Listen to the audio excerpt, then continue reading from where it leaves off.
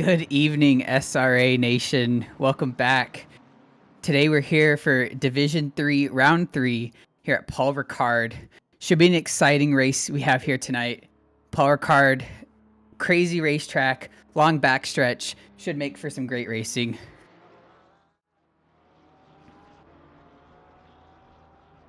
So Paul Ricard, characterized by its really long stretches, is going to really benefit the higher powered cars. But with the custom BOP we have tonight, it's balanced out the field, so it should make some for really clean racing. Key points to look at in the track are turn 1, big braking opportunity there, big braking zone, should make for some great racing. If you can get alongside someone coming out of turn 2, you have the advantage going into the tight complex of turn 3, 4, and 5. Going on to the backstretch, turn 6 is pivotal into getting a great run. Turn 8, the long sweeper. Your car's really on the edge of grip. If you can keep it around going into turn 9, you'll have a great opportunity to make a move. Turn 10, 11, 12, that complex of corners really favors the bold and people trying to get moves done as they go into the tight, twisting hairpin of turn 13. Going back onto the front stretch, that should be a lap around Paul Ricard. Before we forget, sitting in the booth tonight with us is Fazli Majid, your D1 rival from last night.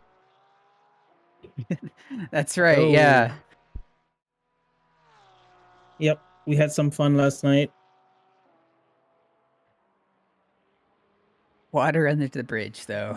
Yeah. As we head into the booth tonight, all is well.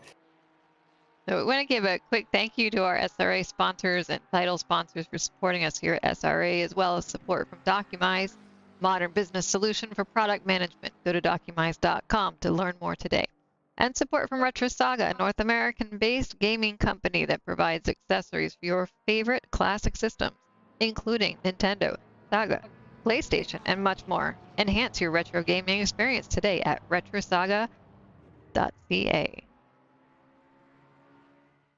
So, moving right along here, there.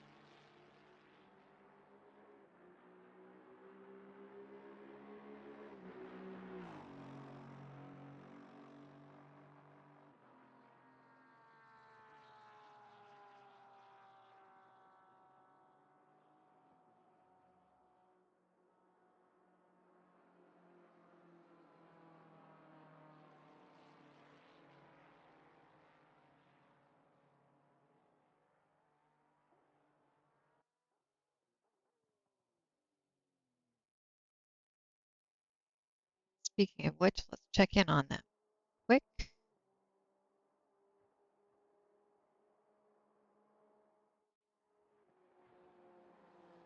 Not exciting yet, but we'll get there. Yeah, just finishing up practice. These drivers have had a ton of practice already. Everyone getting their last minute hot laps in.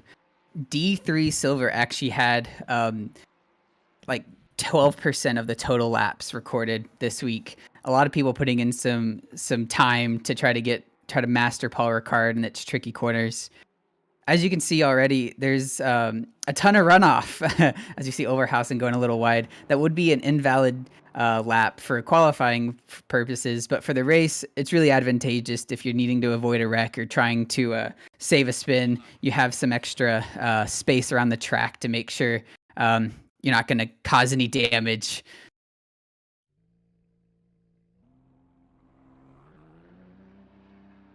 One thing to note as we get lined up for quali here, with the lap times and how they work out, the top 5 to 6 drivers, they have the opportunity to get an extra lap in. So it's even a race as you even log in tonight. It's these people who typed in the password super fast were able to get really far up the grid and the pit stops. which they're already playing out to their advantage. We're seeing everyone already line up to go out for qualifying. Yep, yesterday I got the first slot in Division 1, first spot, first car out on track, and I think everybody wished it wasn't me. Yeah, I actually I knew about this as well and was managed to get out there 5th, and I had like 2 seconds to go before the time ran out. I was able to get that last extra lap, which was my personal best. So we'll see as we go through here if anyone can do similarly and ramp up to get their fastest laps on their last attempt. As we see the Silver Division go out there for their warm-ups. The temperature is, it's pretty cold, so you don't really have to baby your tires around here on the outlap. Actually,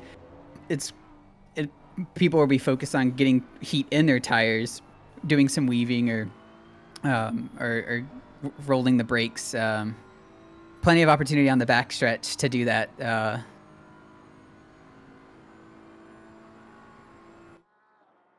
Yeah, qualifying's I think it's an air and track temperature of 18 degrees, which is pretty much as close as you can get to ideal. So perfect conditions for them to show us what they got. Yeah, that's right.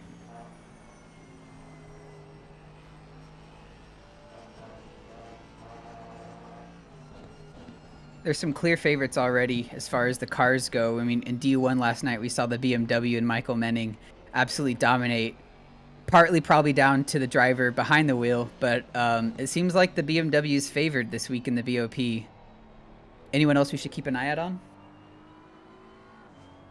on?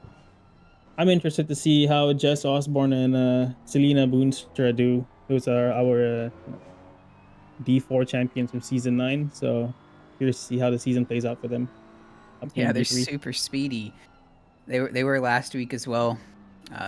Expecting good things coming out of them this week. Absolutely. Only 3 BMWs here, so hopefully that dominate them.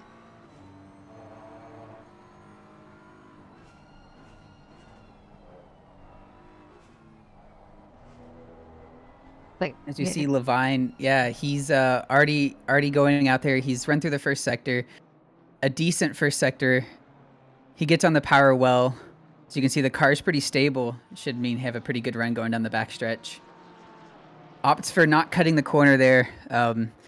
There's a few different schools of thoughts going around this track. You could either cut the curbs. There's some that you don't. But the BMW seemed pretty compliant around all of them.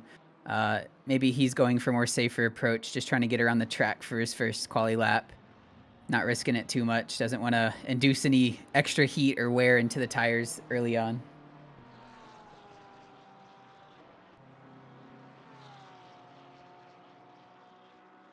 Manages to stay within track there.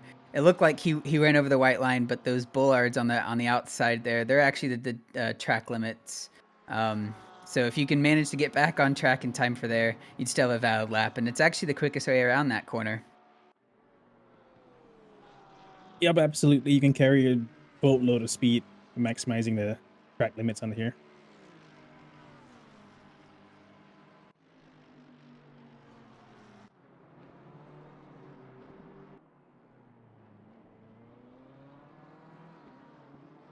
So the cars are coming around now to finish out the first laps, the banker laps. With Levine being the first one across the line with 55.3, pretty solid. Solid Immediately banker lap. beaten by Sutherland 54.9.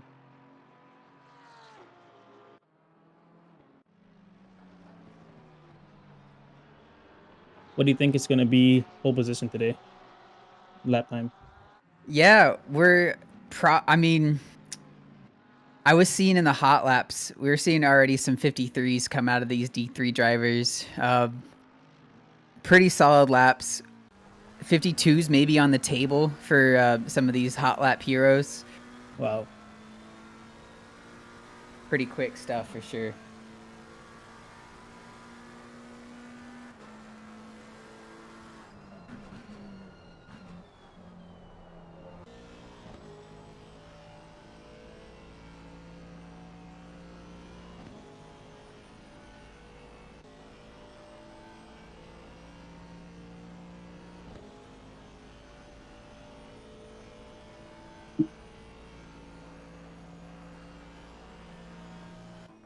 Already seen a few people up on their deltas for their banker laps.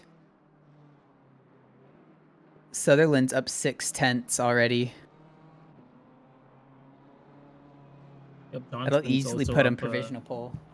Sorry, Johnston's also up 6/10, but losing a little bit now.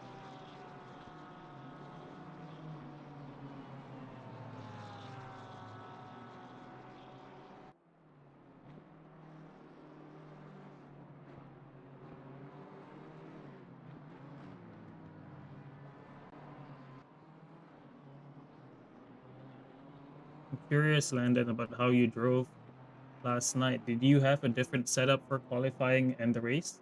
I did, yeah. My quali setup, I ran a little bit lower wing just so I could be sure to get a decent run down the backstretch. It's so pivotal to having a decent lap around here. For the race, though, I needed a bit more stability. So I was running pretty high wing in the race. Definitely more advantageous in the twisty parts of the track. But as we know, getting around someone with maybe a bit less draggy of a setup on the backstretch was very difficult. I was in your toe for, I mean, what felt like an eternity. I'd pull out to try to make the move, and it just stalled out. The Aston already has a pretty low top speed, and against a low drag 488, yeah, there just wasn't much doing.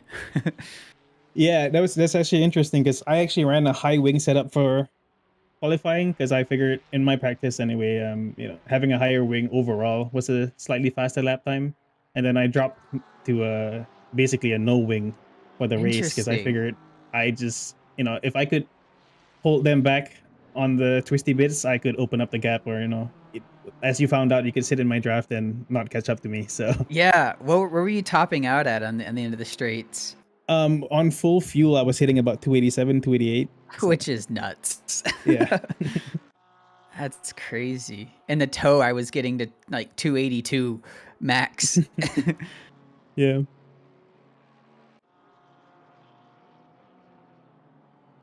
So at the moment, Doyle sitting in P1 for 54.1.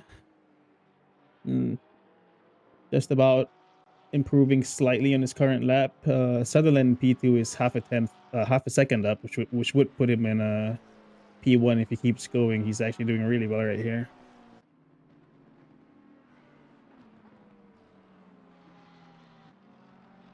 As he comes across the line, Sutherland will go position P1 provisional pole with the 53.7. It's a blistering time for our D2 or D3 silvers here. It's those BMWs, I tell you. They're really quick around here for sure.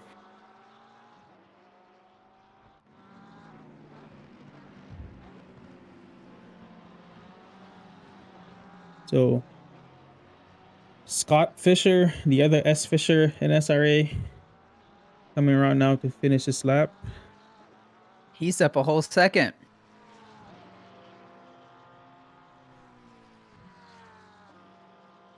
That'll bring him up to P14. Great lap from Scott there.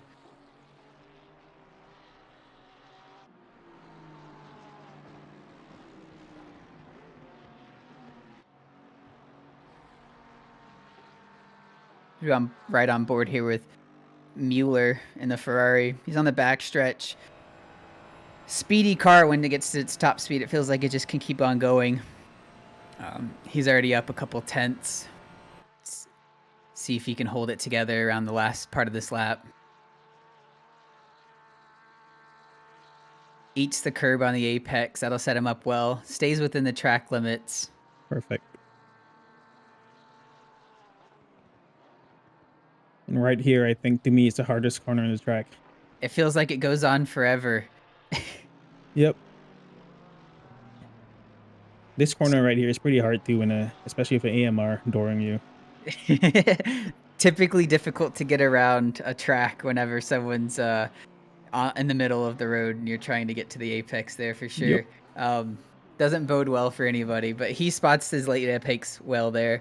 Mine's the curb on the inside there. Stays within the track limits with a decent run. That's going to put him up 3/10 on his personal best. Yep. Probably up to P4. Yep. Right in P4. It's a good solid lap there. Solid lap. I think he or The driver right behind him, I think, was the last cars to start their last valid lap before the gold driver's coming out right now. They're going to benefit with an extra lap. Yep. See if they can do anything with it. So at the moment, Sutherland's still in P1, not improving though.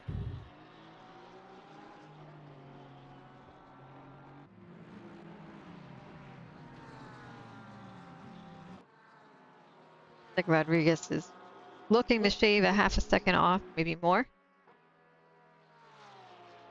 Yeah, he's on a good lap right now. It's going to be a huge improvement.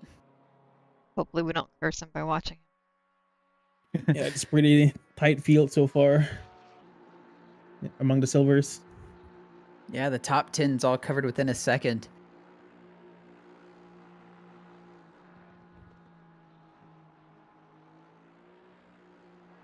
Rose coming across the line. He's up some time.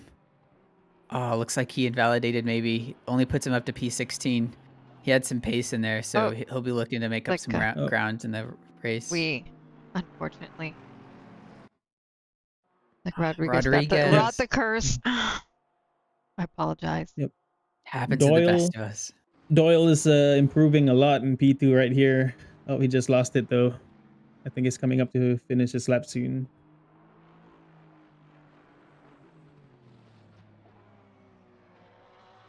It's 3/10 back on P1. It's very slightly. You're gonna make a slight improvement here. It's a decent run on the last corner. Yep. Stays P2 though across the line. Decent result for Doyle. Should be happy about that one for sure. Yep. So that rounds out all of the silver drivers as the gold drivers are about to start their hot laps now.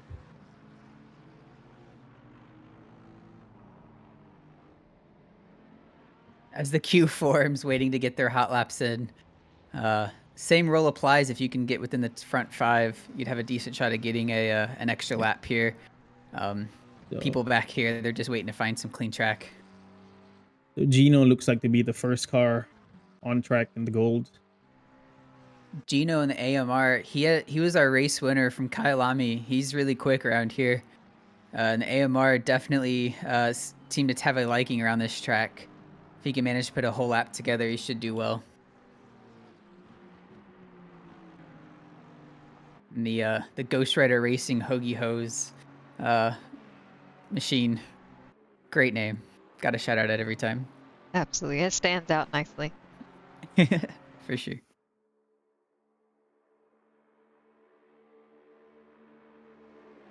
So I'm just watching him on board. He hits 280, 281 maybe at the end of the straight. So yeah, he's probably a 281. I was seeing that with a pretty high wing setup, so it looks like he might be opting for a bit more downforce in the quali set.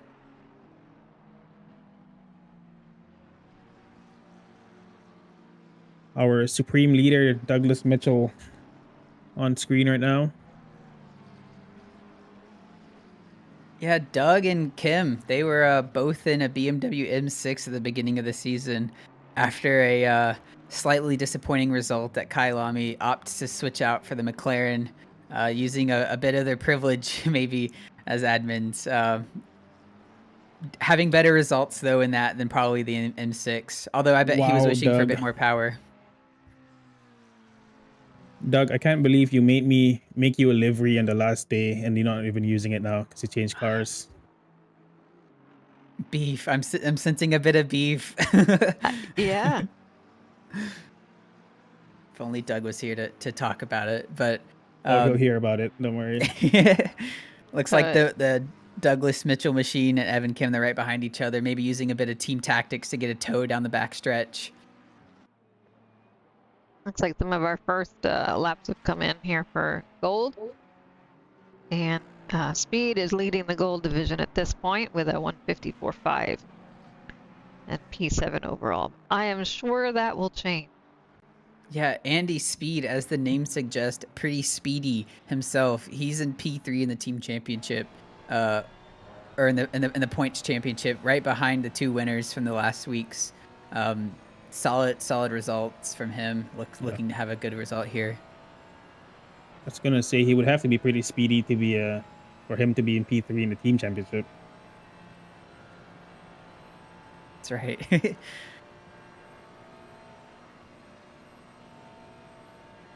Gino also on a good lap. Yep. So it looks like he might Look dip at that. into the 53s if he can make a slight improvement here.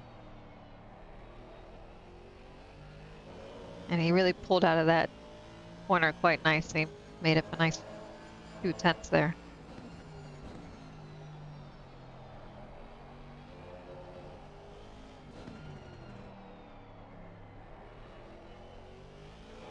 We're seeing a lot of improvement as these gold drivers get their representative laps in. Gino goes P1.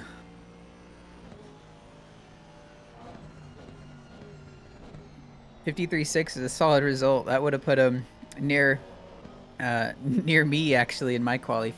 Well done, Mike Gino there. Yeah, I'm curious to see how fast Doug goes down the straight. I see him, the pair of them coming down the straight right now, or about to get onto the straight. Except Doug just spun out. Doug spins out against the curbs. The McLaren is brutal. He gathers it up nicely though, spots his gap and rejoins nicely.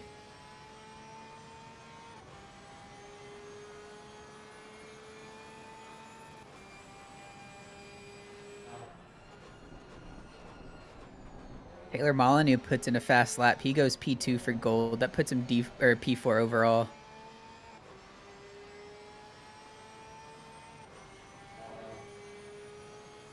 He's real close up to the Acura in front of him. Maybe getting a bit of toe down the front or down the back stretch.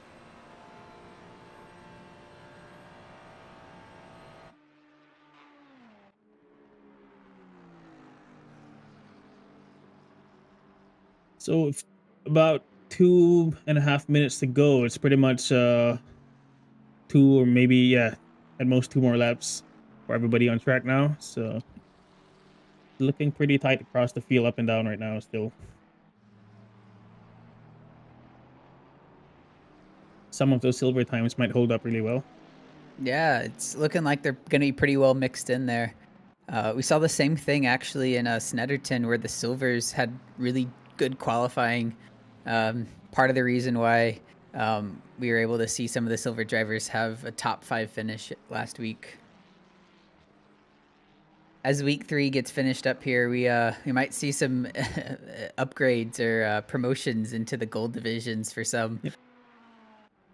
So, Takes 2 for the gold division. Yep.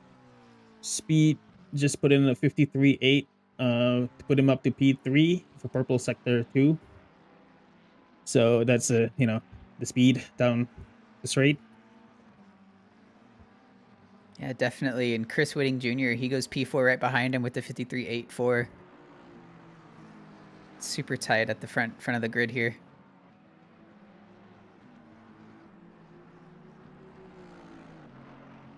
So this is pretty much everyone's on their last laps, I think. Maybe a couple of guys can have one more.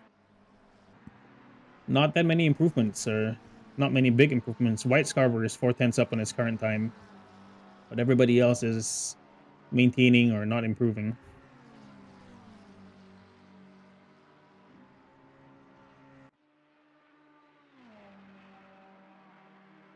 Yeah, at the top looks like right now Alan's the only one with much improvement with looking at almost 3/10. Getting a bit of a toe of Johnston in front of him. Yep. Johnston just barely stays within track limits. Yeah. Goes a bit wide. And he's out. Now he invalidates. Yeah. Cuts his losses. Looks like it might have slowed Alan down a little bit though. Lost that. So Air right now is 2/10, or he was 2/10 up, which would give him maybe up to maybe 5 spots if he could maintain that improvement. It's coming around to close out his lap right now. Yeah, we're seeing the last of the gold drivers. I guess the beginning of the gold drivers cross.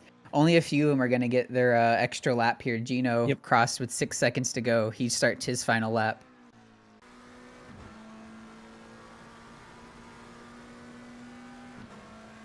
Logan Schaefer crossing. He's up on his personal best. He'll go Whoops. P19. Yeah, that's a big improvement by Schaefer. The White Scarver right now is 4/10 up on his time. Yep. Looks like he was one Coming of the down the last straight. few to get the Yep. extra lap. Yep. He looks like Looks he's like he going to got do a well good with exit. it. Yep. Looks like he got a good exit into the straights, building more time as he goes. And see if he can hold it for the rest of the lap.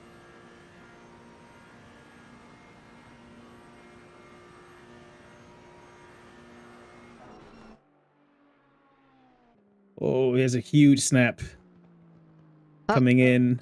But he was able to hold it It's- together. Yep, And he's it's still still in. in. And he's still gaining time. So nice job there.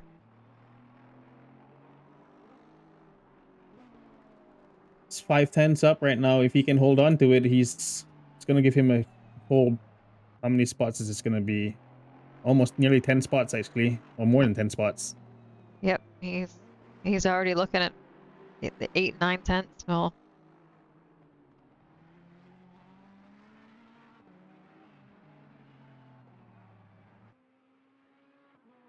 It's a great lap by White Scarver there. Puts him Yep. up to P15. Solid result. Chris Whitting Jr. had a decent lap going. Loses a bit of time in the final sector. He'll call it into the pits. And that's our grid. Neil Sutherland up there in the BMW P2. Solid result from the silver driver. He's right up in there with the tops of him, in the gold division. Gino gets pole though. He ended up. I missed his fast lap, but I think it was a 53.7 or something, maybe 353.4. It was a really good lap.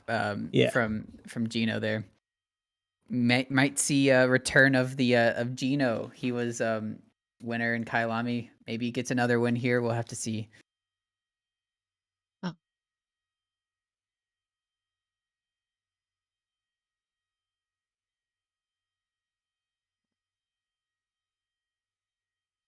It does.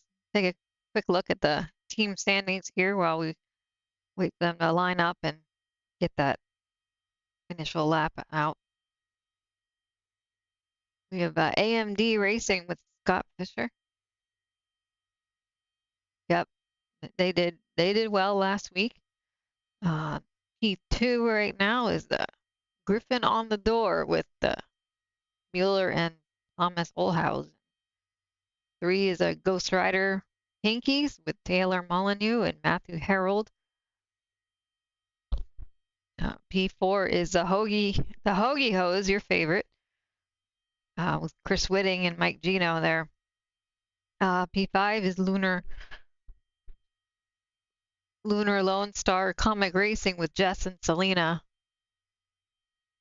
6 we have, let's see, Anheuser Busch Cigarette Trojan with Doyle and Barty. 7 Ink and Honey OBDA with Adams and Wright. P8 Red Eye Racing with Saudry and Johnston. P9 Madhouse Racing 1-800-MADHOUSE with Marvin and Andy Speed. P10 we've got Red Balrog Racing with Sutherland and Levine. But no, this is the 3rd race of the season, and this can definitely change. It's the end of the. They're about ready to roll out for this. 10 seconds.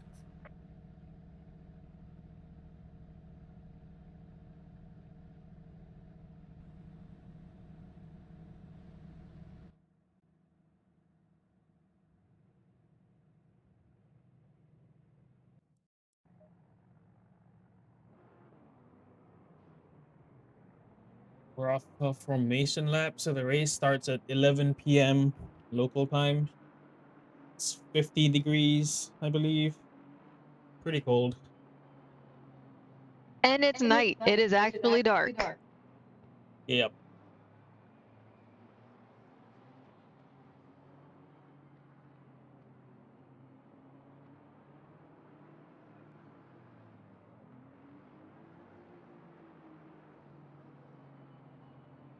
We sound a little tired tonight. It's because the tornado sirens went off at 5 in the morning. Been awake Yeah. all night. That'll do it. Yep. Yeah. Yeah. Jeez. Yeah. Local school district decided that we'll start on time today, so yeah, no sleeping in either. Just get up and go about the day. We my old neighborhood had like what I would almost call raid sirens as their tornado sirens, and when they did their normal Saturday afternoon test at noon, it felt like the apocalypse was raining down, but it was always fun. Yeah. The sirens went off, and I thought it was just like kind of not so serious. I didn't realize they were actually being hit by 2 tornadoes. Oh man. So, yeah. That was exciting. Well, no, not exciting. Annoying. But we're fine. Yeah. Hopefully all is well in your neck of the woods. Definitely some storms rolling across the country there. I know it dropped from like 80 degrees yesterday to like 20 degrees this morning. Wasn't a fan of that. And my allergies are sure acting up because of it. Yeah. um, Went out this morning in shorts and went out this evening in a winter coat. yeah, Yep. that sounds about right. Yeah. As we see these drivers, they're heating up their tires with the temperatures also being so cold in game too. Seeing a lot of weaving around, a lot of brake stands, trying to just do anything to get these tires to temperature in preparation for the first lap. Full fuel. Yeah, and I don't cold think you tires should are not weave. great. You're not a fan of the weaving. No, you should just hold Yeah. your brakes and throttle at the same time. You shouldn't weave. It's not F1. Is the concern you take a little bit of wear out of your tires? Yeah, Then? you're just wearing out the tires. So you want the tires to come up to temperature. You don't want to wear them out, especially since you're not going to be swapping them probably. So you can just drag your brakes on the formation lap. I honestly bring mine up to like 1,000 degrees, and it brings the tires up to, a nice 26.5 or so psi for the start. So of course you want to let off the brakes soon enough, midway through sector 3 or something, so they have time to cool down. You don't want to come into turn 1 at full speed with your brakes at 1,000 degrees. That won't end well. Certainly not. No. You might have a reenactment of Division 4's race start last night. Yeah, if anyone hasn't got a chance to see that, plenty of carnage, looking like a Talladega NASCAR race out there. All fun though, and definitely something to build on for maybe next week. A little less carnage is always better. Absolutely, especially in the entertaining. first turn of the first lap of the race. Yeah, I'm sure there was for not some happy campers. Yeah. In that race. Like we're lining up side by side to get started here.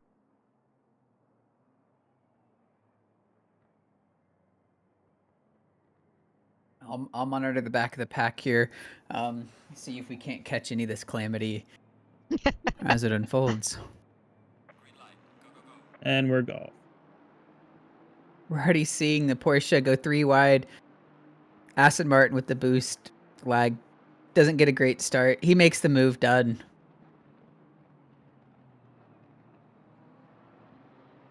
Turn Water coming in hot, but it looks clean so far. very clean for the first couple turns. It looks front's nice. We're seeing a bit of contact in the back of the field there, but everyone keeps it on the road.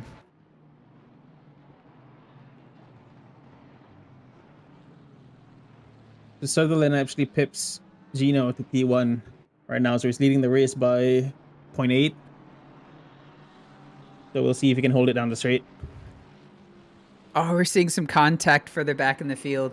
Looks like the BMW gets turned a little bit, but self-rights from one of the Ferraris. A bit of damage, but everyone's still pointing the right direction.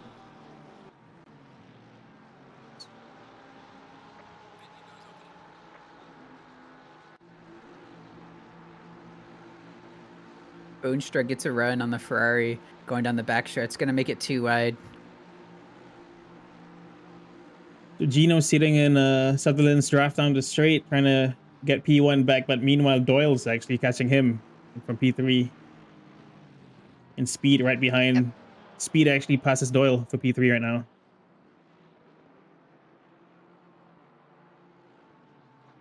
Yeah, Neil Sutherland out there got the lead early. Looking pretty strong for a silver driver, and Doyle too. He's made up quite a few spots already. It's only lap 1.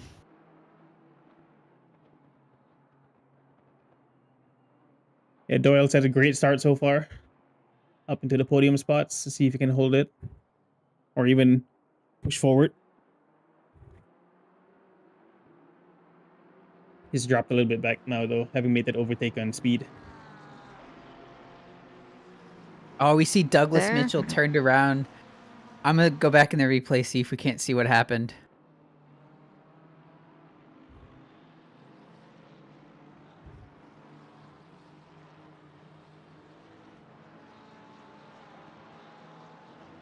Looks like he just gets... No, they make it out just fine of there. Oh, it gets a little deep on the brakes. Oh no! Gets on the inside of the BMW there and can't woe it up in time. Yeah. Gets into him. Yeah, he's just great, I think, looks like. Doesn't look like it would damage his car too much, though. He's going to get back on track and see if he can't make those positions back up. So His teammate Evan Kim is looking at trying to get past air here. yeah, Mueller looks like he's sitting right on Whitting's bumper right now. It might even be side by side at this point. They are side by Mueller's got side the going inside into the line, fast sweeper. Whitting holds it on the outside. Keeps it on track and keeps the space. And the Reader's right behind him looking to take advantage of anything he can. Yeah, that's always the risky run when you try to go side by side through a high speed corner, and if you don't manage to pull it off, you're gonna invite everyone else behind you to make a move on you. Now Mueller immediately on the defense now. Whitting's got a gap on him, and whole train of cars queuing up behind him. Like Evan got past air in the back behind them. Yeah. Turn 11 made a really decent move on air on the inside. Gets the spot. He'll move up to P11. As we see Reader now making a move on Mueller. Down to turn 1. Keep can... Oh. Being patient for now. Doesn't want to risk too much at this point in the race. I think he's probably confident that he can make a move somewhere else. Yeah? Yeah, we're already seeing some pitters coming in, opting for early pit strategy. Taylor Molyneux and Sweeney, they're already in. As well as Adams, Overhausen, Reif, Garrity, and Potvin. Yep, so this week, the pit rules are, there's only a mandatory refueling minimum of 1 liter. You don't have to make a tire change, so you're going to be running the same set of tires for the whole race pretty much, barring some extreme flat spotting. But as long as, if you're stuck in traffic, the move is to pit early and try to run in clear air, undercut the opposition. White Scarver here is really trying to get past air. He's got the overlap on the outside, though. It's on the outside. Let's see how this goes. How brave is he? Oh, Well, I think he had a huge slide there. It sounded gets like it really Yeah. sideways on the outside there. Well held, but we'll lose the position. Or I guess we'll keep the position. Will Status not quo gain. air. Yeah, So, stays ahead. If we can ride on board with Kim, I think he's pretty close with a couple of cars ahead of him. They're pretty close up and down the entire field. Lots of battles Yep. going on right now. Absolutely. Hard to keep track of them all. Yeah. Up ahead, Sutherland still has a 1 second gap to Gino. Oh, See a bit of contact between Marvin and Barty. Looks like Barty's going to get put off track there. Yeah. Kim's just going to take the spot. Yep. And he's going to take a pit. Good move there. He's already lost some speed. car number that off track. 56. Car number 56 had a stop and go that he just cleared. That's Garrity. I must have missed that. How would you get a stop and go this early on? That must have been either maybe an early pit strat gone wrong, went a bit too fast. Yeah. That's going to be brutal for his race. That is one thing to note. The penalties can be pretty severe around here. Off tracks, with the track being so open, pretty easy to get up. Yeah, I see Garrity having been in the pits twice, and now he's yellow flagged. I'm not sure if he's pulled over or something else happened.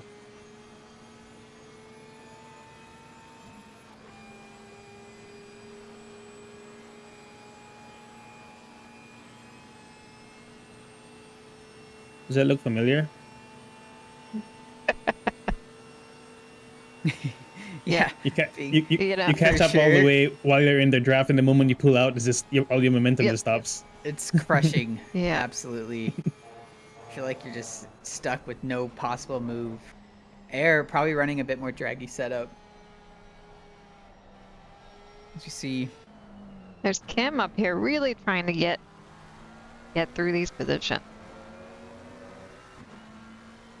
Yeah, Kim's looking racy here. I think he's made a couple of spots maybe so far, and is Yep.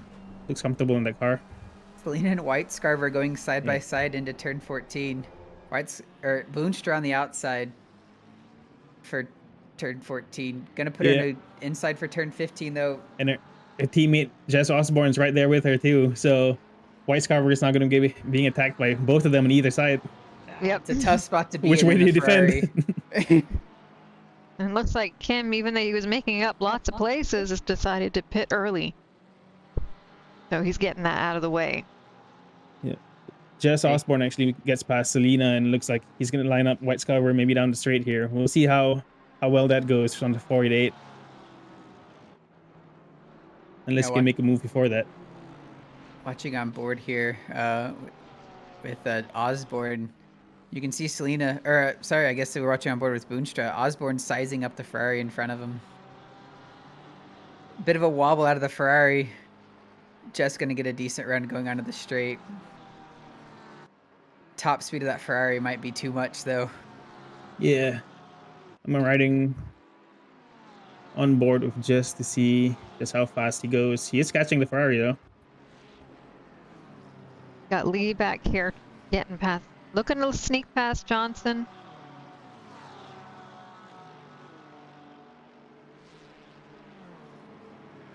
Osborne dives on the And he inside. might- Can't quite get the move done. White Scarver's going to keep the spot.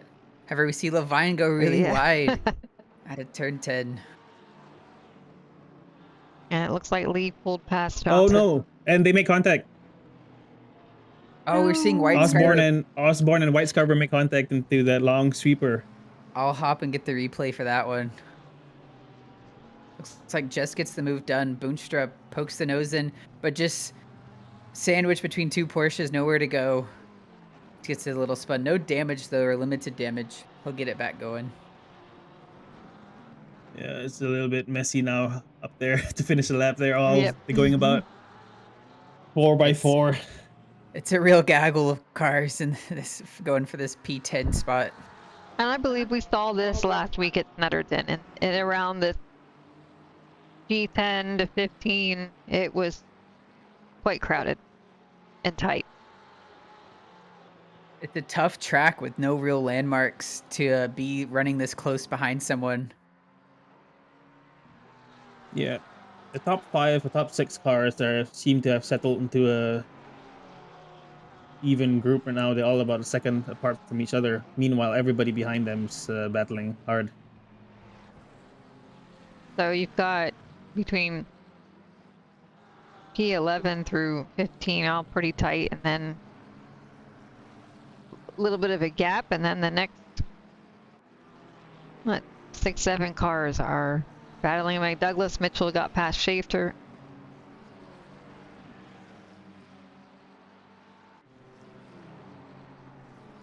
So we'll see this group coming down the straight right now.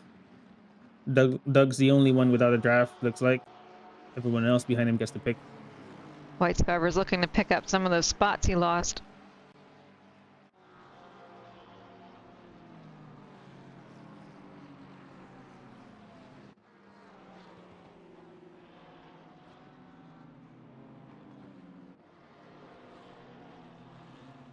Yeah, just keeping an eye on the pitters already. Looks like Barty and the Porsche P24 is their first of the pitters. He's 21 seconds behind. As we see Doug 1 second backwards again.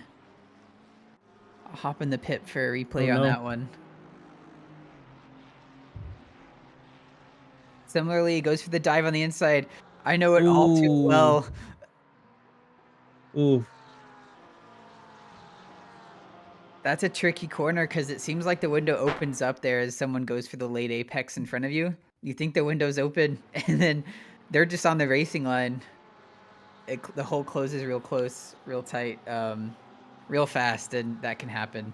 Looks like both of them will come Yeah. into the pits. Doug Immediately into probably the to get pits. some Yep. damage repaired.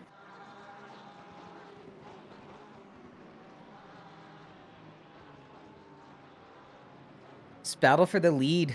We're seeing Sutherland and Speed within a tenth of each other. Speed's closed up the gap. Speed has the fastest lap of 54.8. So looking to put the pressure on Sutherland right now. Definitely Yeah, closing up in the straight here, sitting in the draft.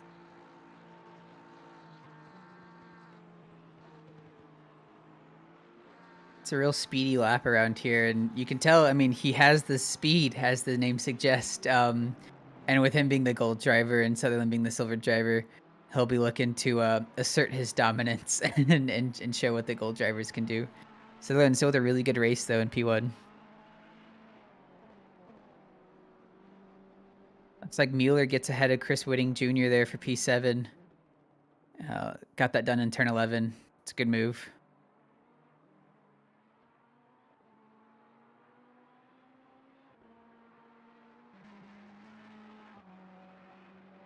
And White Scarver gets the move on Robbie Toddy going into T10. Dies on the inside. Yeah. The real Ferrari gets past the poser. That's right.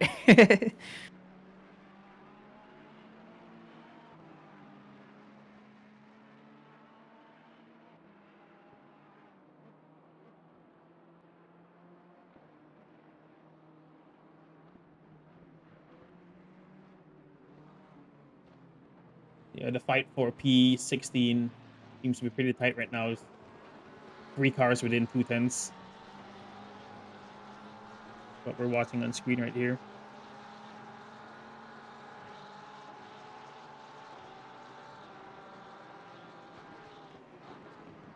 They're following real close going into what's that? Looks like turn 3. As you can see, the BMW in front of them just monsters over the curbs like they're nothing. Hugs Yeah. that inside line. Is able to take such tighter lines.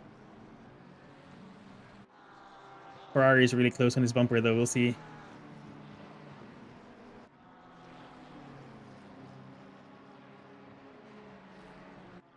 Sorry, the McLaren, I mean. You might end up having to make a defensive move instead of an attacking one at the end of this straight. Seems to be the way it's shaping out here. He looks to the outside. Shuts the door, Lee does. They're going to remain nose to tail.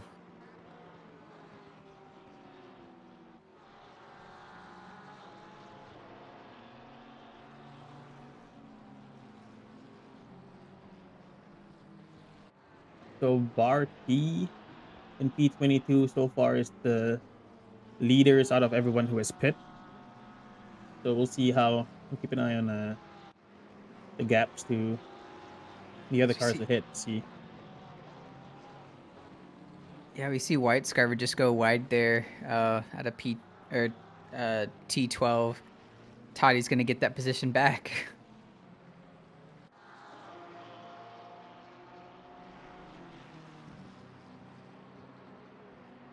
Just looking at the speed traps right now, we've got 288. It's the top speed so far recorded by 3 different cars, or 2 Ferraris and a BMW. That tracks. Those Ferraris are quick at the top end there.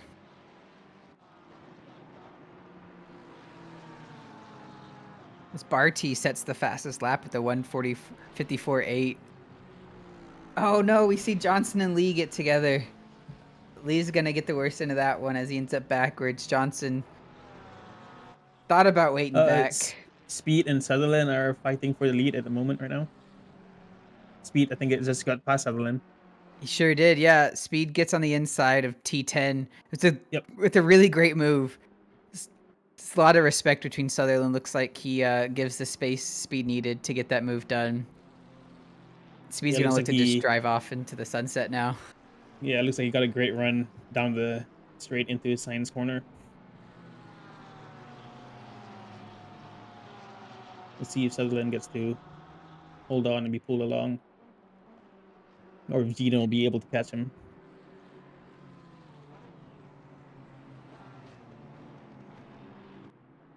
Further down the field, Logan Schaefer looks like he's making a move or lining up White Scarver. Right on the back. White Scarver just got past him, yeah.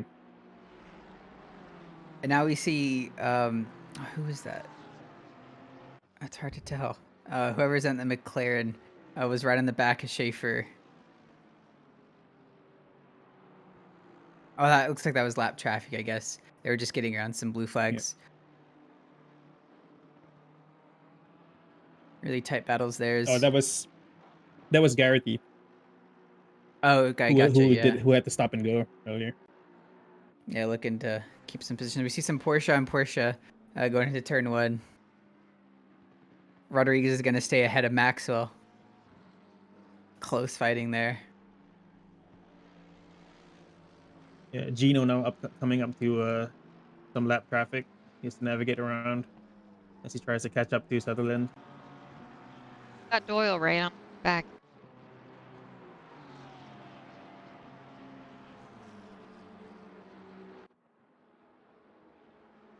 Everyone kind of sizing up their opponents in front of them, trying to see where they can find a weakness, get the move done. This backstretch is good for closing the gap. You'll see someone that's like maybe a second behind just gain 5/10 for free almost just by being behind someone. It's really powerful, and it's what's keeping these battles really tight. So Landon, if you were coming up behind someone down the straight that isn't in a 488, which way would you want to overtake them? On the outside or on the inside? I kind of like being on the outside, honestly. I feel like I could just be a little bit later on the brakes. I know it compromises the exit because you don't have the preferred line, but it felt like by being on the outside, if you're able to just get that much more overlap on the guy in front, you're making the move on. It compromises their line enough, their exit, where you can get the move done before you get into turn 11.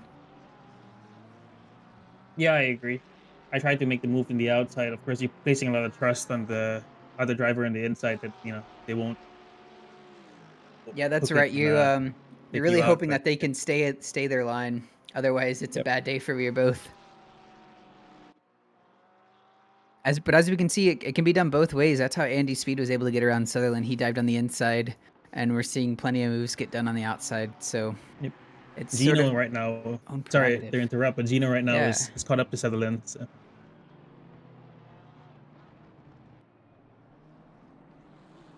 It's a close battle for podium position. As Barty sets another fastest lap, he's just hot lapping out there at the front of the pit takers.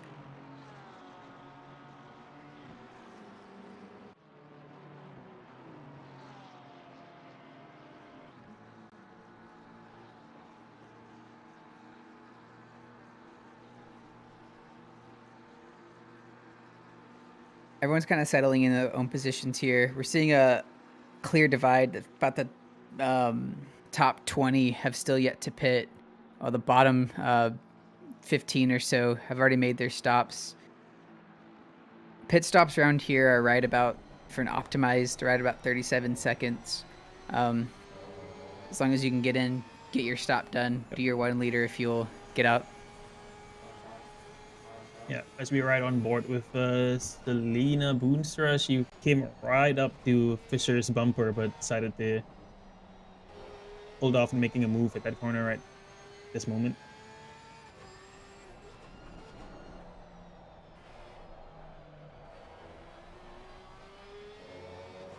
Probably the wise move around here. Don't want to stick your nose out where it doesn't belong, right? We got yellow flag for Logan Schaefer. Yeah, we saw that in the pit. Down the field. Yeah. gets a little loose. Manages to get off track though, and he'll rejoin. He was running pretty strong. It's gonna be crushing to his chances here.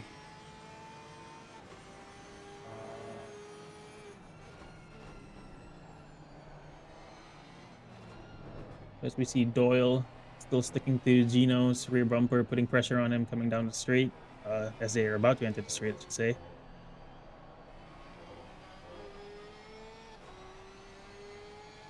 Gino goes a little wide, but sets up the backstretch nicely. Yeah, it looks like he actually has a good run down the straight.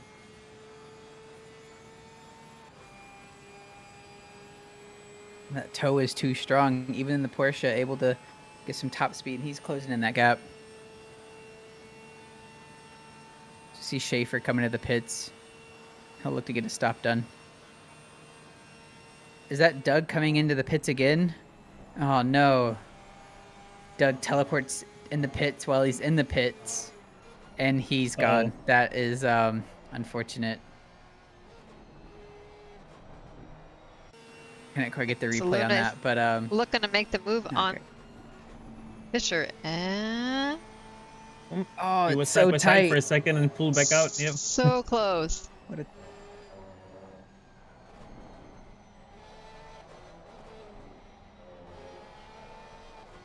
She's definitely got the pace. We'll see when she decides to push for it.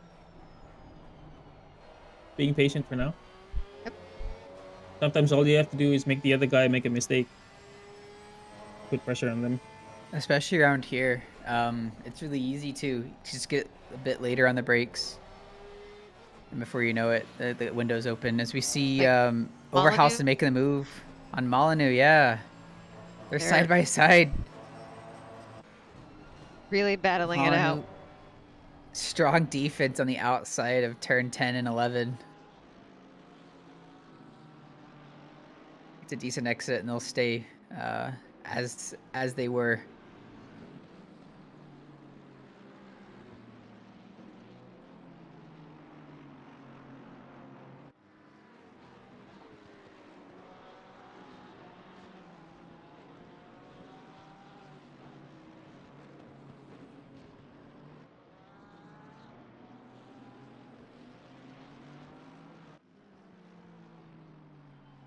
Unfortunate for Schaefer, he gets a bit loose going into turn 10, coming out of the pits with cold tires, maybe loops it. Sweeney looking to make a move on Hacksaw if he can get there. It's really tight margins yeah. going on the front stretch. Whoa. Yeah. He's really flirting with him. He'll get a draft. Do a going into dummy. Turn Send a 1. dummy.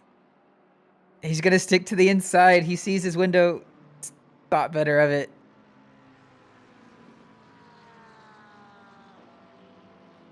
Monsters over the curb out of turn 2.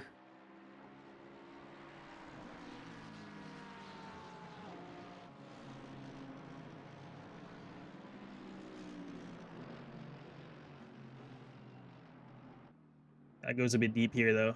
Compromises his exit slightly. Looks like it's still pretty good.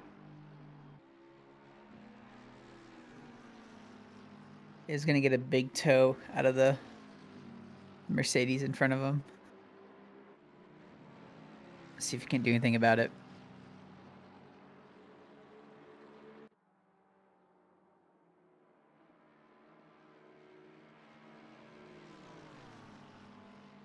Just maybe. Creeping up there. Yeah, But it's not close, quite but enough. doesn't opt for the move. His hacksaw goes a bit wide. Yeah.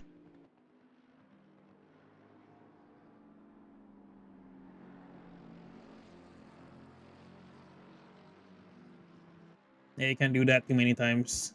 I think last night in D1, we got a bunch of drive-throughs for track limits, so... Checking on Doyle, who is still glued to Gino.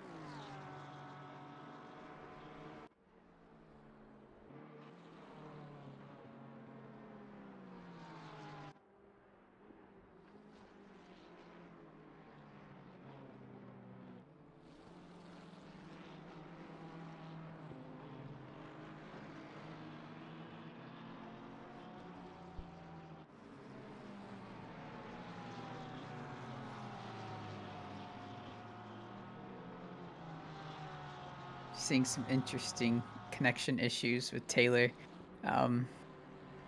Really close to the battle in front of him, but yeah. See if he can't get the move done to the backstretch. Get away from that. Let that resolve itself. Yeah. Taylor is just pulling out the draft of Riff. And makes the move, completes the move before the corner. He's gonna clear him. It's close. Yep. Well done, Taylor. Nicely done.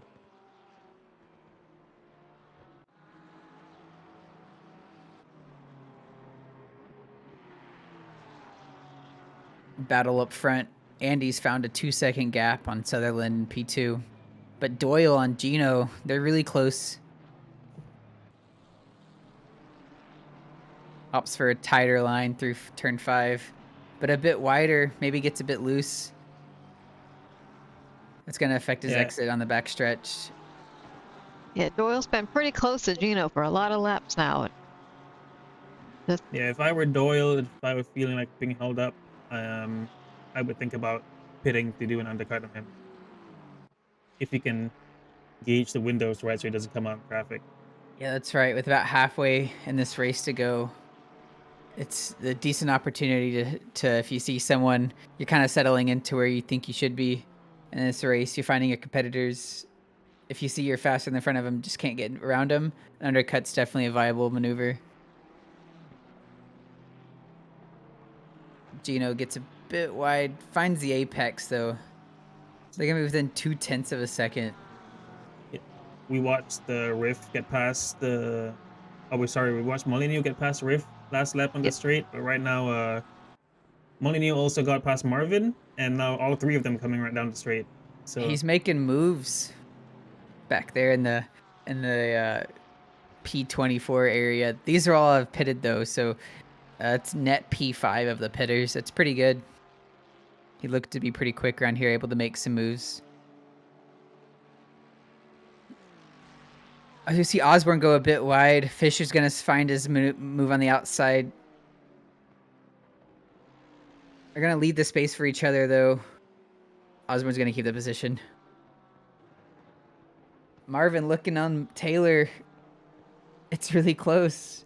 And Doyle is right by Gino. He gets past. It's the move done. They're going to try the undercut. Now, see if you can hold on to it. Oh, the space is left on the outside, on the inside. Nicely done. Great side-by-side racing through Sector 1 there. Doyle makes the move, gets it done, and he's already got a decent gap. Gino's going to be right behind him, though, on the backstretch here. I don't think Gino's going to give that up easily. Definitely not. We're at the halfway mark. Keep pushing. There he goes. He makes his move to the outside. Riff almost runs to the back of Marvin. Down into turn 1.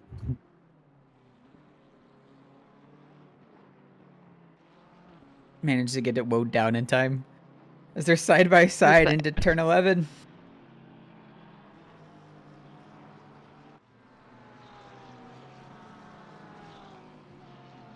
Yeah, these guys got to make sure they don't cost each other so much time to everybody else behind them. That's right. They're P3 and 4 right now, but with Barty down there setting some really fast laps, he could end up right in the midst of this battle, and this battling right here is gonna compromise the end result.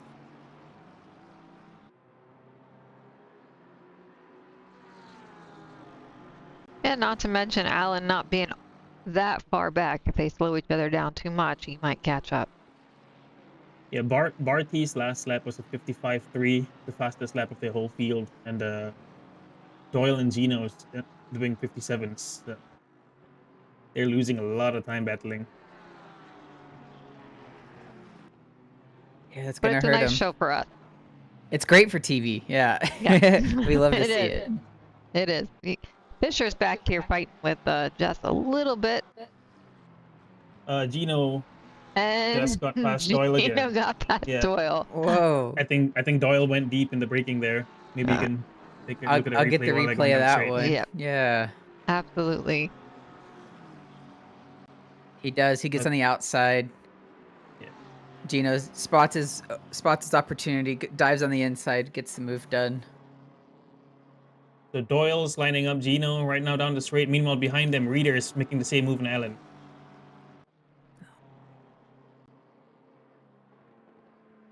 Doyle makes himself known in the mirrors. Just try to put Gino off. I don't think Gino's gonna fall for it though. I think Gino's getting pretty used to seeing him in the mirror now.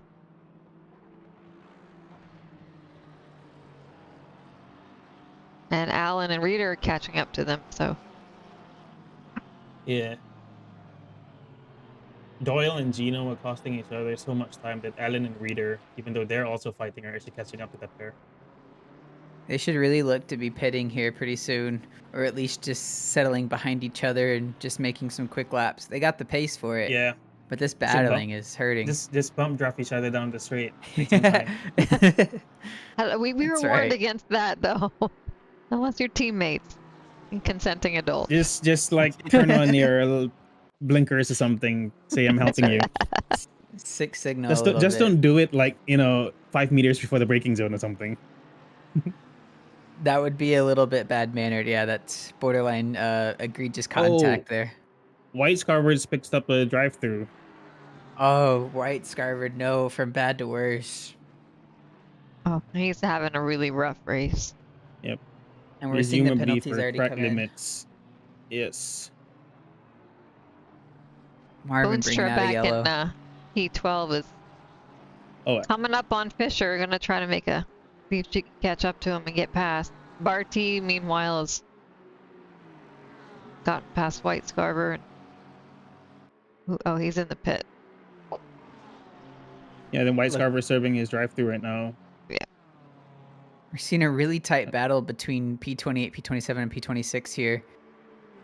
Maxwell gets the move done on Levine, but a huge train forming. Up ahead in P5, yeah, on our screen you can see Reader and Allen still going at it. Yep. But 0.4 of a second apart. Back behind Boonstra is making a move on Fisher maybe. And, Boonstra yep, gets past Fisher. and she makes it. Looks like. Fisher holds strong on the outside, though. Boonstra gets a little compromised on the curbs for turn 11.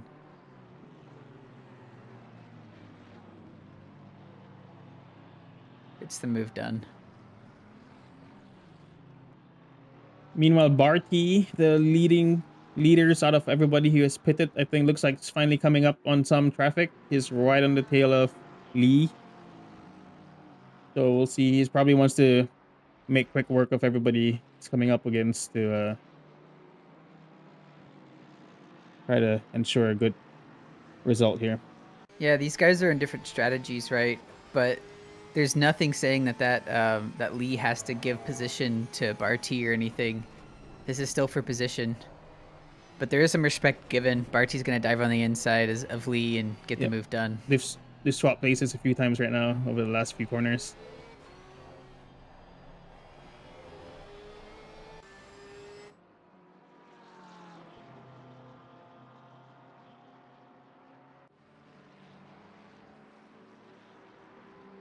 Fisher dives into the pits.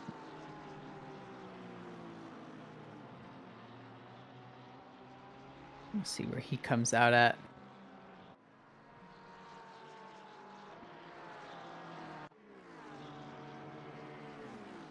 And Doyle's looking to make another move on Gino. These two just can't get enough of each other. No. They're having too much fun.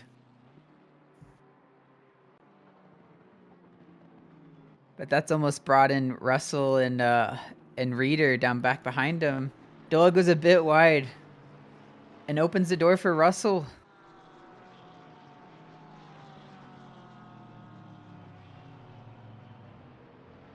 It's tight margins.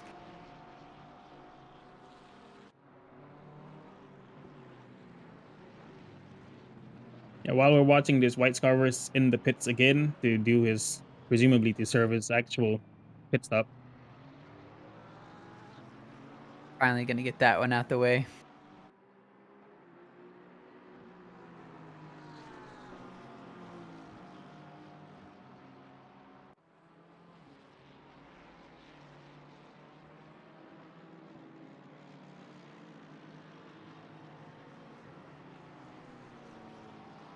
Got all kinds of battles going up and down the field here.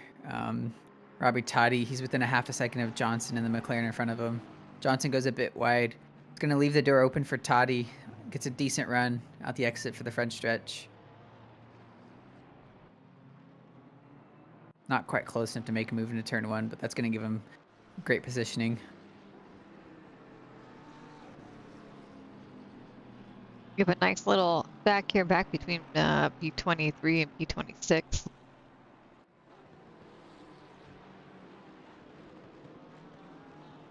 Yeah, up ahead, it looks like Readers Kitchen.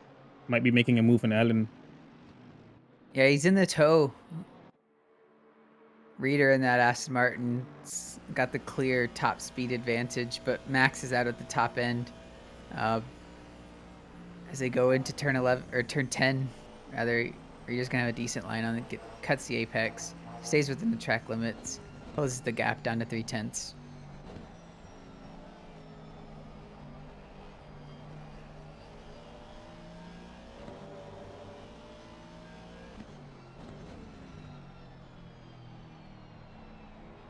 McLaren goes a little bit wide under braking. They're even closer now on exit.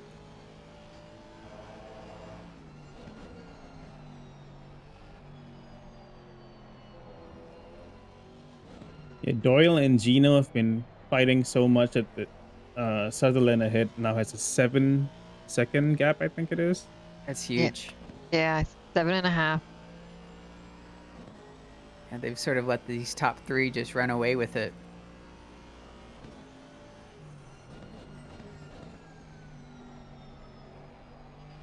But Barty still setting fastest lap out of anyone on the track right now. He's It's not flying. over. Yep. Yeah, he lost a couple of seconds back when he was in a little bit of traffic, but now he's right back on it. It's about a clearly second a had his- lap faster than this group here fighting for P3. He clearly knew his strategy from the beginning of the race was to get his service done and just make hot laps, and it's working. Yep. Yep. Yeah, he's really finding a lot of clear air to pull those laps in. Yep. In these races, when we are running the pit rules, where we just have the mandatory 1 liter of refueling and no mandatory tire swap, you basically want to prioritize running in clear air as much as possible and just pump in the laps. That's generally the best way to get your results. Just tough to do. I mean, it's fine enough for setting a 10-minute quali session, but we're asking these drivers to set 60-minute quali sessions in this case, and Yep. around this track where it's easy to lose concentration down the long backstretch, or it's easy to get caught up in a battle. It's easier said than done. How was your pace last night? Yeah, I had After decent... after you got past the wall. That's right. Yeah, decent race pace. I was running, low 50. Was it 54s early on in the run, but as the tires wore down, it was starting to get closer to a 55.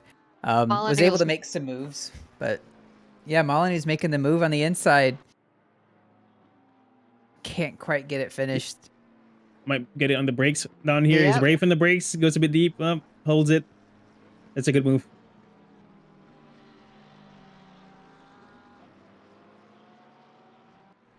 If he can hold on to that. Looks like he will.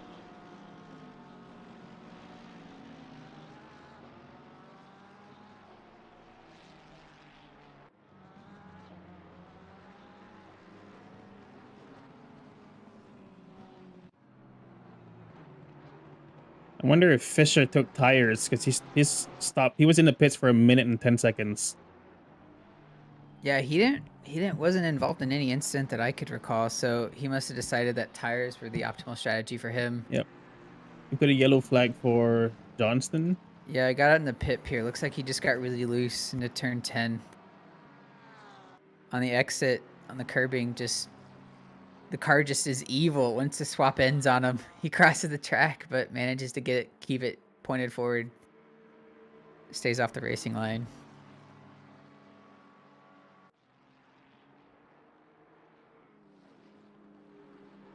So, Steph, how did your race go last night? We won't talk about it. Oh, that well. Yeah. Hey, It's never been a good track for me personally, so I wasn't surprised. Oh, at least Logan it was a Schaefer drop picks up a race. drive-through. Ah, It looked like he was already running in P35 when he got it. I don't know if he sped into the pit lane or yeah. track One to limits. forget for Logan tonight. He's gonna look into use this drop race on this race perhaps, and move on to next week to Indy. Hopefully with better results in mind.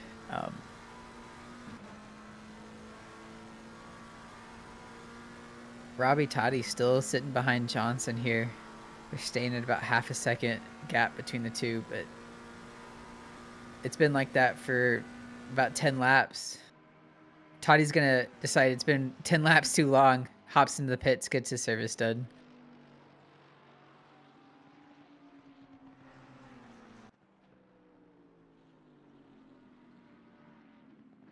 We got a bunch of silver drivers up there running in the top 10s.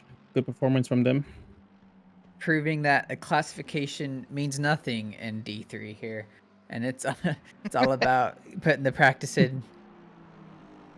See Fisher and Sweeney just maybe even a bit of contact. Pushing him, Lauren. If Fisher does have his new tires, he looks to be wanting to use them, so. Yeah. Can't blame him there. He's got 15 minutes to make up as much ground as possible. He's going to opt for a later apex, prioritize the exit, gets a decent run. It's going to stay within the draft.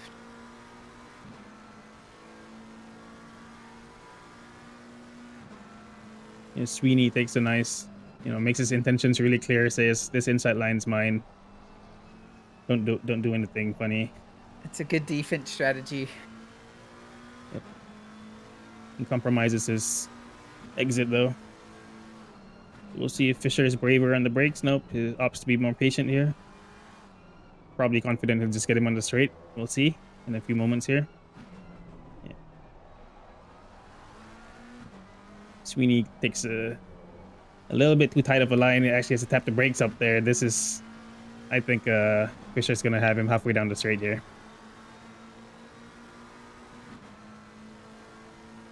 He's gonna look to get that move done.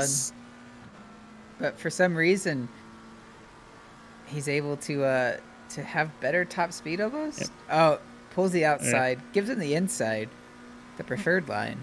Let's see how this goes. It's just about enough to pull alongside him coming to the braking zone here, and commits to it. That's the way to do it. If you're gonna do it, you better commit to it. And then mix his stick. Makes the move, gets the move done. Solid move. You could see those fresh tires working for him there. He's able to hold the grip and get the move finished. This group up front, they've got a bit more gap in them now. Yep, but Reader's coming down on Allen. We'll see what happens here. And Doyle's still chasing Gino down. They just can't. They're inseparable, those two. Yeah. We've got some big movers in the field so far. I'm just looking over starting positions. Even among the guys who've made the pits, Harold has gotten 14 spots from where he started. Maxwell, 10 spots. That's impressive. Yeah, so even once the other guys ahead of him make their pit stops, they might gain a few more. So. It's a really good result from them too. I mean, I noticed Maxwell had plus 13 positions by lap 2, so he was obviously able to avoid some carnage and using that to his advantage. Once these pits cycle through, he'll have a really decent result. I think Doyle will be able to draw that car by memory after this. Yeah. He's going to be imprinted in his dreams tonight. Last thing I'd want is the hoagie hose to be nightmare fuel in my mind as I go to bed. But definitely the case for him. He stared at that thing long enough tonight. He Yep. did. Gino's got the spirit of the Lego brick wall Aston Martin that was driven last season. That's right, an iconic livery. Harkening back to some of that tonight with the defense out of this world. We've seen him swap places, but Gino's got the upper hand right now. And I mean, I'm in the Porsche last night. It was tough on this track.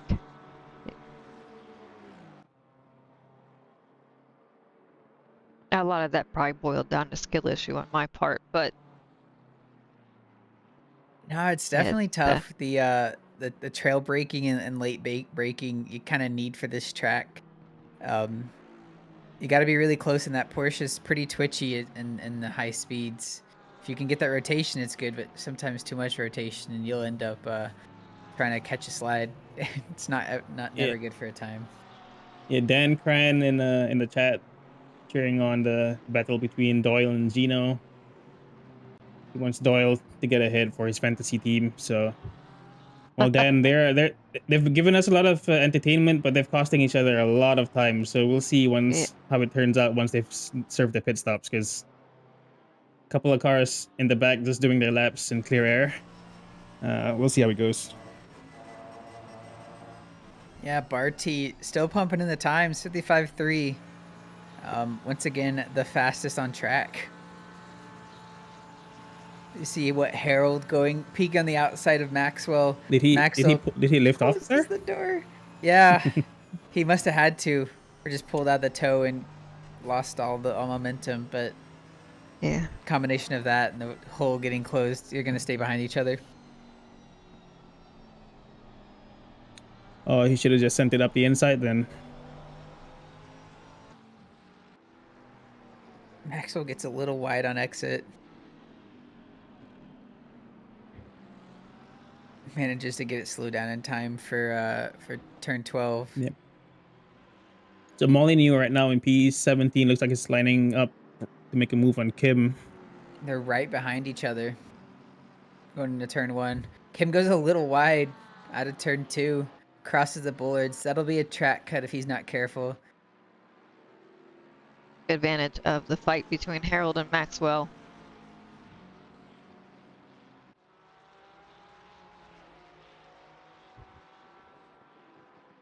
Looks like there was a yellow flag for Harold. It must have had contact maybe, or just spun out. Really? Possibly. Let's see. Can't find that. He's down to P25 right behind now. each other.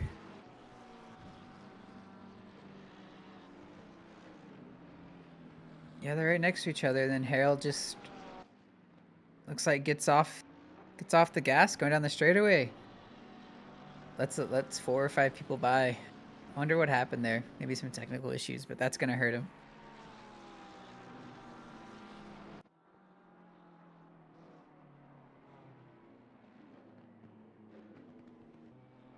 Reader getting his service done. 10 minutes to go. These front runners are gonna need to get their service done. Yep. Olhausen and Riff, Toti and Johnson. We have a few couple close bosses battles right here. Yep. Like Toti actually gets past Johnson here. See if he can make it stick. If Johnson's gonna come back around the outside, I think Toti's got to move then. Got the preferred line inside here. 2 drive-throughs for Harold and Marvin. Oh, they're adding up late race here. People might be sitting on that third track cut. So Toti makes the move stick on Johnson, but Johnson's staying with him. Looking to bounce back immediately, put some pressure on him.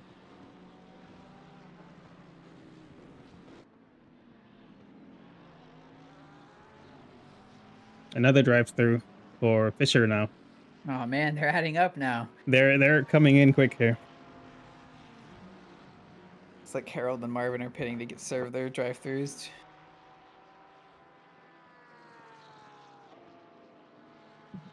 Could have had a decent result Yeah, here tonight. it's always a little bit dangerous on this track, especially when you, or on any track really, I guess, when you're coming into the pits with someone right behind you, because you never know if you guys have the same braking points and they accidentally bump you past the line and cause you to speed. Yeah, we've seen that before, and to no fault of their own, and they ended up getting either a penalty or, as we saw last night, someone got auto disqualified because they were running into the pits too fast. Molyneux, though, Doyle dives into the pits. Doyle decides finally enough. Yep.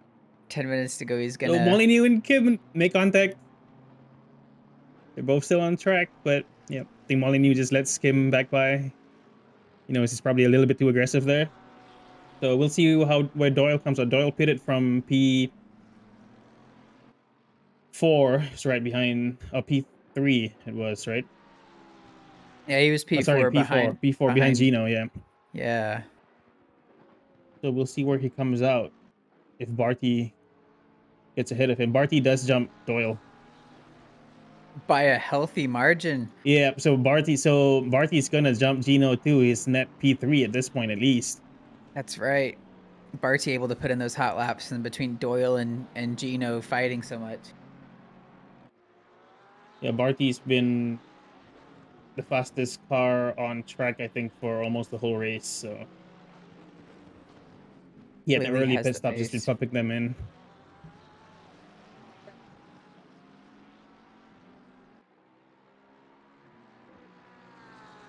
Taylor getting super close to Evan Kim in front of him. So Barty came out 2.3 seconds ahead of, 4 seconds ahead of Doyle. So that means he would definitely get Gino. Yeah, and he's probably right on Sutherland's tails, like right in line now. That'd be good enough for P2. Huge result from Barty. The mega undercut.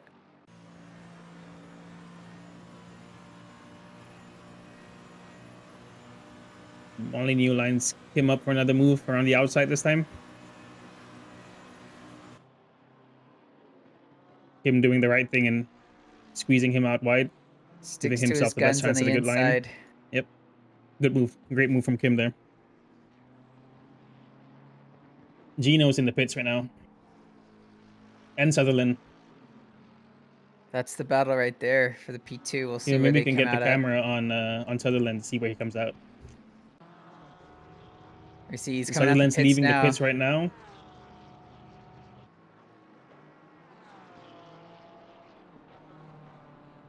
Looks like he's got. Yeah, he does. He's in front of Yep. Barty. So Sutherland's ahead of Barty, but Barty does jump Gino and Doyle, who are both now. Oh, they slotted right back into the battle again. Yep. Gino and Doyle. So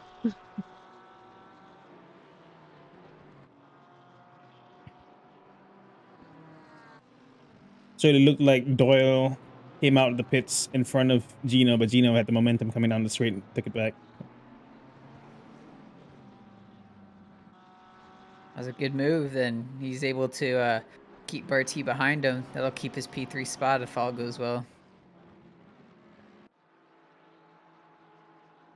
Yeah, Barty's probably hoping to clear the traffic in front of him as soon as he can.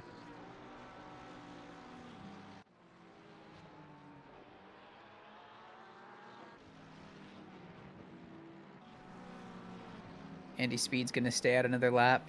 He'll definitely need to come in by next time. Yep. The 58-minute pit window, you've probably only got one more lap to do it. So Try it again. third time's not the charm. Oh. And that's a little bit far. So you see Johnny Ayer and Whitting both getting their service done. Osborne behind him as well. Yep. Boonstra will follow suit. Yep. Pretty much everyone just leaves the who top hasn't two. pit has to do it right now. Rodriguez, I though, believe it's a 130-second penalty if you don't serve the pit stop. Rodrigo's going to cut it close. He's got a minute 20 seconds left to get into the pits, and he just started his next lap. That is not. That math Oh, ain't mathin'. that might work. Yeah. It's tight. See what happens there. That might work. I think you've got until the last minute of the race, right, to get in. So you should be okay. Evan, Kim, Taylor Molyneux, super close, coming out with Johnny Air coming out of the pits. Molyneux finally spots his opportunity around Kim, gets the move done.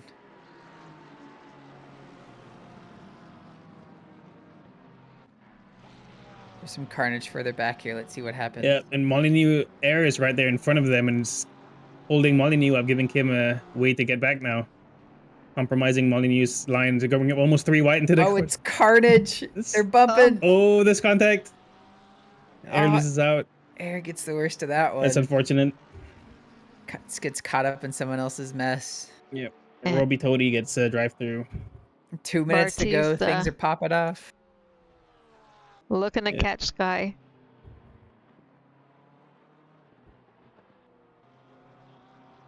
That's Andy Speed in the pits. Russell Allen in the pits.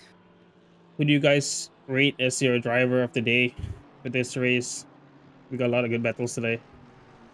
Yeah, I was a fan of that Gino Doyle battle. Some great racing between them. It's hard not to be a fan of that battle this race. I think no matter, who ends up on top there, they can both agree that they had a great time. It does look like Rodriguez gets into the pits before the pit lane or the pit window ends. He's gonna get his service done. And so it looks like guys, that's everyone. Gino took fastest lap from Barty. Gino just gets the fastest lap. Barty is officially in the P3, the podium position right now, though. So great job from Barty. All that work paid off.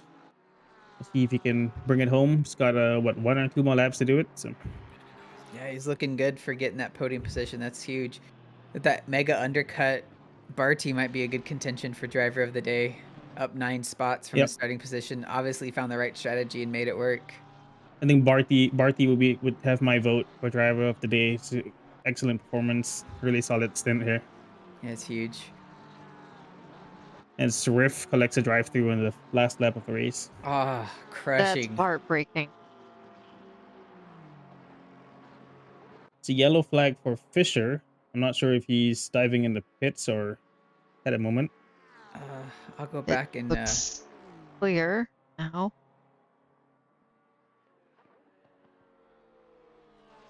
Yep, looks like he's just recovering from a moment there. Yeah. That's Hackstall is slipping past Lee. Hacksaw looked like he just hacked that curb into. That AMG is kind of hacks on curbs, Oh, I see what you did there. Yeah. Not sure if it really is compared to the BMW behind him, though. I was just thinking the same thing. Let's see. So I think the leaders should be coming around now. Yep. So Speed comes home to take P1. Sutherland with really good P2. Barty's coming around now. Closing off P3 for the podium positions. Great job by him.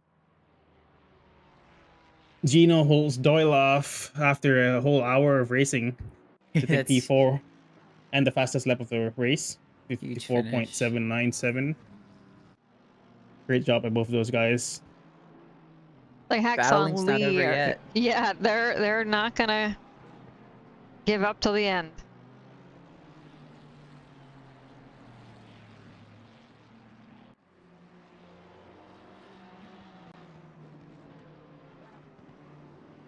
It's like Rife gets a 30-second penalty right at the end.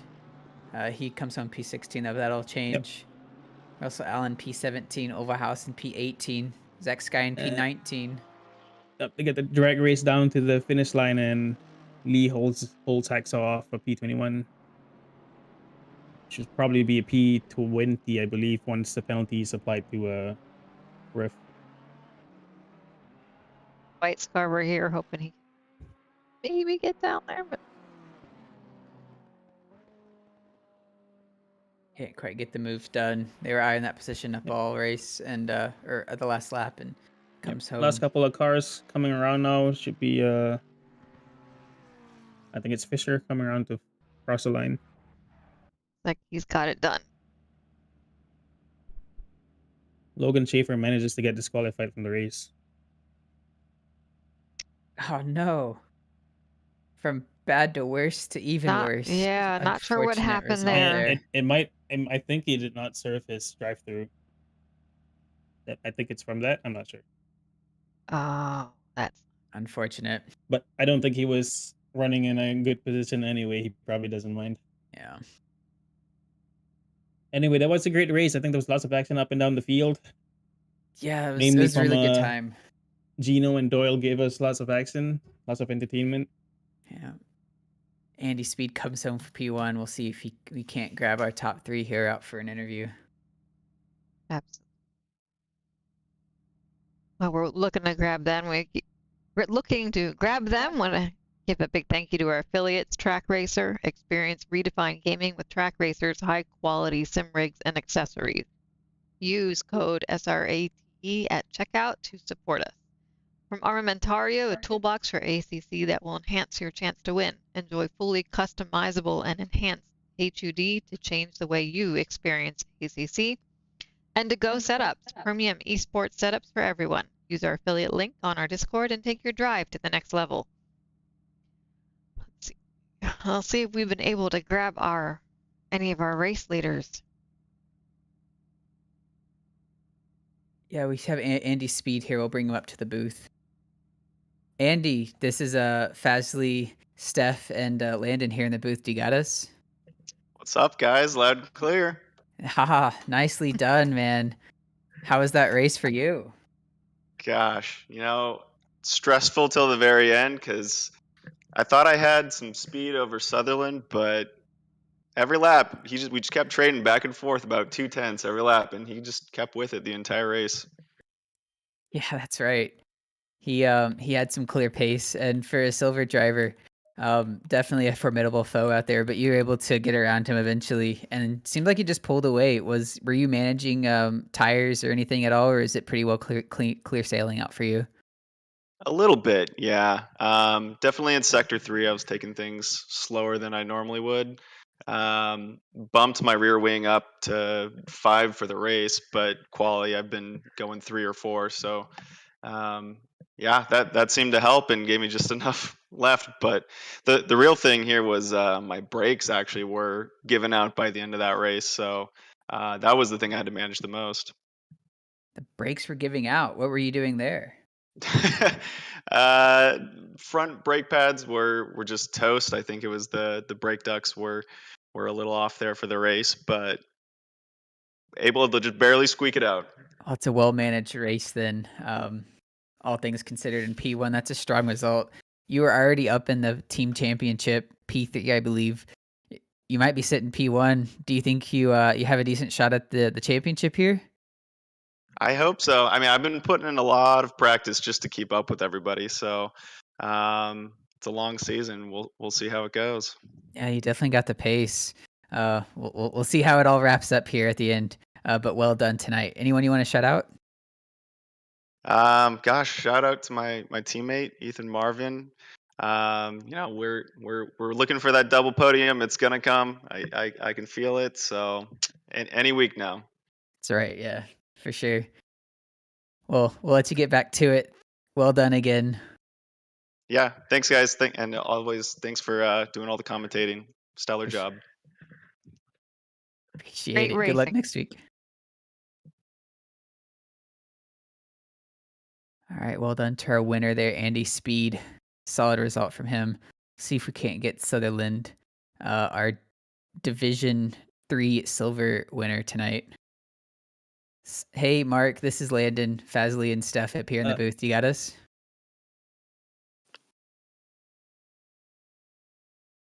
I think you're looking for Neil Sutherland. Oh, there's 2 different people.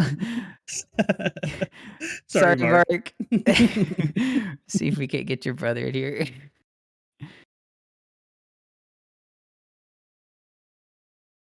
Hey Neil, this is Landon, Faz, and Steph up here in the booth. You got us.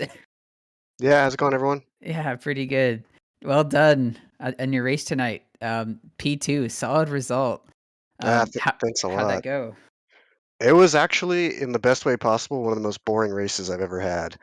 I got the whole shot, just a great jump off the green light, so I had P1 right from the start. And for a second, I was pulling away. I thought I had it in the bag, maybe. I started thinking about P1, and of course, you know how it ended. I mean, speed was just so quick tonight, so major props for reeling me in. But I was so happy with P2. I mean, I was so content to just hang out, have a clean stop at the very end of the race, and just come out in clean air. And yeah, I'm really happy with P2. Yeah, that was really well done. Yeah, thanks a lot. How did it look? What was going on behind me? Well, fortunately enough for you all up front, Doyle and Gino were having some crazy entertaining racing, but that battling was able to let you guys pull out a huge gap. So it'll be a fun watch later tonight, maybe. You guys pulled away and we were just able to get a solid result. But that's you as a silver driver. That's a couple of solid results now back to back. What are your thoughts on getting maybe promoted?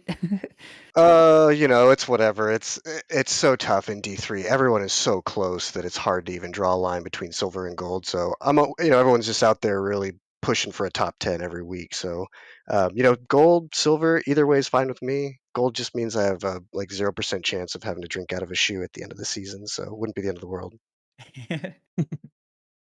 For sure. Have you raced at Indy before? How do you rate your chances for next week? Indy, I don't have a ton of experience. Snetterton, even less so. That was my secret for this week, was I took a week off for Snetterton and just grinded Paul Ricard. And luckily, the BMW is just so OP here that that's the only way I was going to make it that close to the top in quali. Indy, kind of similar to Snetterton. I don't really like it, so I don't drive it that much. So we'll see. I'll definitely be mid to back of the pack next week, just trying to claw up for top 20 probably. Well, hey, a solid result here tonight. That should put you decent enough in the championship. And even in D3 Gold, I still think you have a pretty decent shot at it. Anyone you want to shout out? Oh man, my teammate Elliot with the drive-through, such a bummer to see. Just everybody in D3 is pushing so hard this season. So shout out to everybody, to be honest. But as always, the crew at SRA who puts it on. Anyone who doesn't donate, I'll shill for SRA. You should be donating because the league puts on such an amazing system here that it's amazing that you do it for free. So yeah, thanks to all the volunteers. I really appreciate it. Hey, yeah, there you go. Appreciate that. Well, we'll let you get back to it. Well done tonight. Thanks everyone. Appreciate it. Talk to you later. Later. Take care. And then finally, let's get Barty in here, our driver of the day. Hey, Jackson, this is Landon, Steph, and Faz in the booth. Do you got us? Yeah, hello. Yeah. Well done, Barty, with the mega undercut. What went into that strategy tonight? Well, I have been practicing this track for longer than any other track, so I was super confident. Well, not confident because I was super nervous going in, but I really wanted to perform, and only to qualify 12th. So I just tried to hold get it together, and then try to make up as much as I could in the first few laps. I managed to get 2 positions, but then I asked for too much on the final turn, and I got knocked out wide. And I decided that I think about like lap 3 or 4, I was like, I'll just go for the undercut, and I'll just put together because I mean I know being behind someone during the long straight can help your pace overall, but the people in front of me were just they were all grouped up, so no one could really go that fast. So I figured it would be better just to be by myself. I mean, and it clearly showed because you were setting the fastest laps of the server pretty much every lap as you were just hot lapping out there. And I guess you never saw it, but the front runners, they were battling quite a bit. I And did. Actually, my teammate was. Oh, is that guy. right? Yeah, they were putting on a great show for us, but ultimately it helped you as you were able to Undercut both of them. Yeah. Yeah, that's huge. I was just hoping. I was like, okay, I'm still 14th going to the last 10 minutes or so. I was like, I might actually. I knew I had undercutted some people at least because I was 10th before I did it. So I was like, man, maybe I can get 7th or 6th or something. But I got 3rd. That was amazing. That's great. Y'all couldn't hear it because we were in our own Discord, but Draven was pretty upset that he got passed, but I was screaming across the line, "Let's go!" But Right, he I'm did really sure. well too. Yeah, that excitement for a podium finish here. That was my first one. Is that right? Well done then. I mean, this is Wow. my first season. Oh, look at that. Yeah. Well, first season already P3. I mean, you're D3 silver now, but I mean, Could I with a be moved finish up to like gold, that, maybe? maybe. I mean, it's I don't know. already scored massive points. You're a clear favorite for D3 silver. If you do get bumped up, you should We're- have a decent result. I mean, you have the pace for it. I got to ask though, why Paul Ricard? Why was that the one you decided to focus on? Honestly, it was just because I did bad at Centerton. Oh, sure. Worse than I thought. Hilami, I don't know if y'all saw because I got 14th. That was my first race in SRA. That was a team series race. Okay, yeah. 14. And well, I qualified 4th for that. So you can imagine somewhere I spun. Which I was Sure. super upset, and then I didn't do well at Centerton. I was like, screw it. I am going all out on Paul Ricard. No spins will be Wow. spared. Yeah. I mean, it paid off, obviously. Yeah, It thank did. you. That Porsche is not easy around this track. And you Yeah. did it well. You did it well. Thank you. Well done. Is there anybody you want to shout out before you get out of here? Yeah, my awesome teammate Draven, right? Representing team Anheuser-Busch Newport Cigarette Trojan Red for her pleasure Porsche Racing. I think you got it all. Yeah. Yeah, Wow. I'm just happy to represent. One of the most preposterous names out there, but obviously you have some pace, you have some humor, is the whole package. We'll like to see some better results, or some I guess even more better results in the future races. Maybe get some wind here. You clearly have the pace for it. Thank you. Yeah, good time. Later. All right, bye. Thank you. That was a good race overall. Clearly some excited folks behind the wheel. It couldn't ask for anything more from our drivers here at D3. No, they did a great job, put on a great show, just like last week.